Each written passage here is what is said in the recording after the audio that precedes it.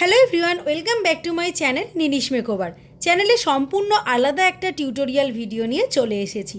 আজকের ভিডিওতে থাকছে প্রপার ওয়েতে স্মুথনিং কিভাবে করবে, তার সাথে থাকছে হেয়ার ট্রিটমেন্টের কিছু গুরুত্বপূর্ণ ট্রিক্স, যেমন হেয়ারের স্ট্রাকচার বুঝে কোন হেয়ারে কী ক্রিম অ্যাপ্লাই করবে, সঠিক উপায়ে কিভাবে ক্রিম অ্যাপ্লাই করবে, হেয়ারে কতক্ষণ ক্রিম স্টে করাবে, কিভাবে ব্রোন বেক চেক করবে, আর ব্রোন বেক চেক করার 3টে প্রসেস তোমাদের সাথে শেয়ার করব।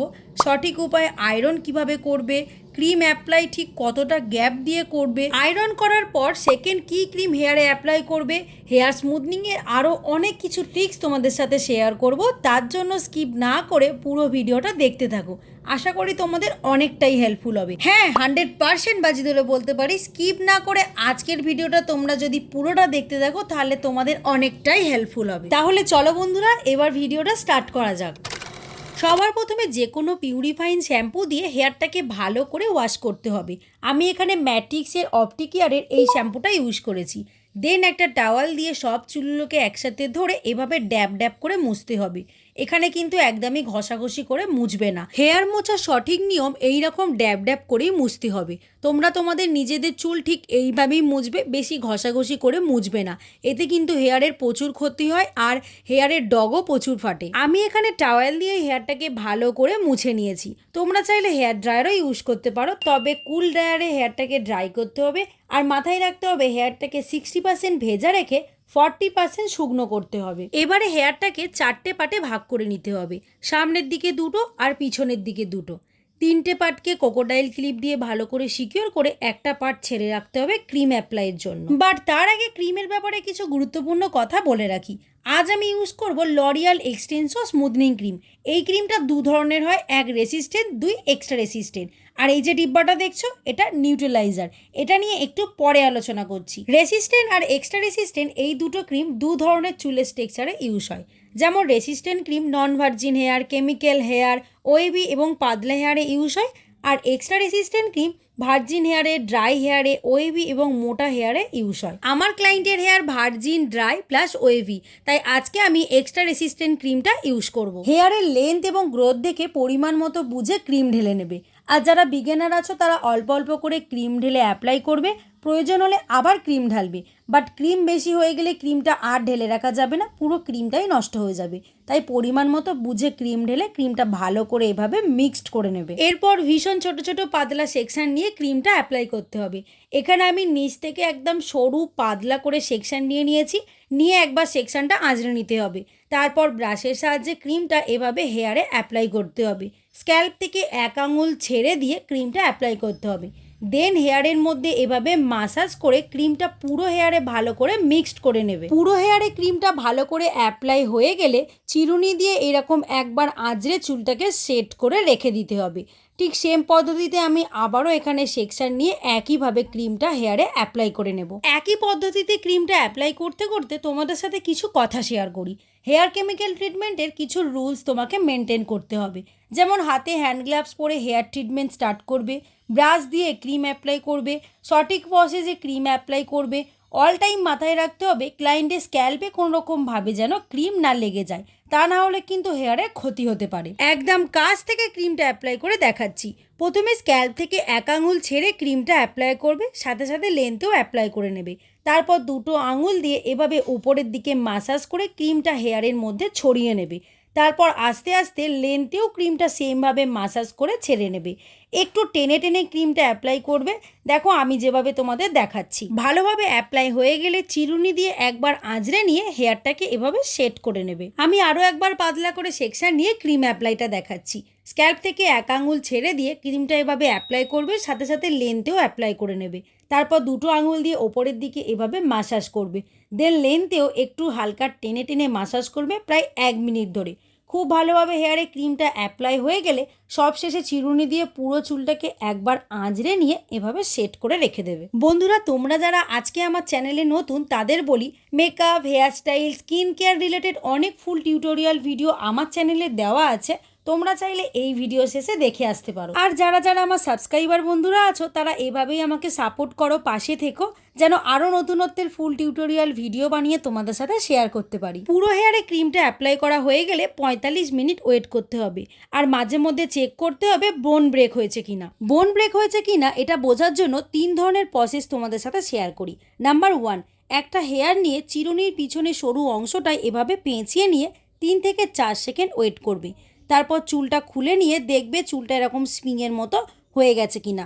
হয়ে গেলে ভাববে এটা তোমার ওয়াশের জন্য রেডি। নাম্বার 2, একটা হেয়ার নিয়ে দুটো হাত দিয়ে 4 থেকে 5 বার হালকা করে টানার পর দেখবে হেয়ারটা স্প্রিংয়ের মতো হয়ে গেছে। তখনই বুঝে যাবে হেয়ারটা ধোয়ার জন্য রেডি। অনেকেই আছো এভাবে হেয়ার চেক করার সময় একটু বেশি টেনে ফেলার ফলে হেয়ারটা ছিঁড়ে যায়। তাদের জন্য নাম্বার 1 আর নাম্বার 3 প্রসেসটাই বেস্ট হবে। এবারে আসি নাম্বার 3, একসাথে অনেকগুলো হেয়ার নিয়ে এভাবে গিট দিয়ে ছেড়ে দেবে।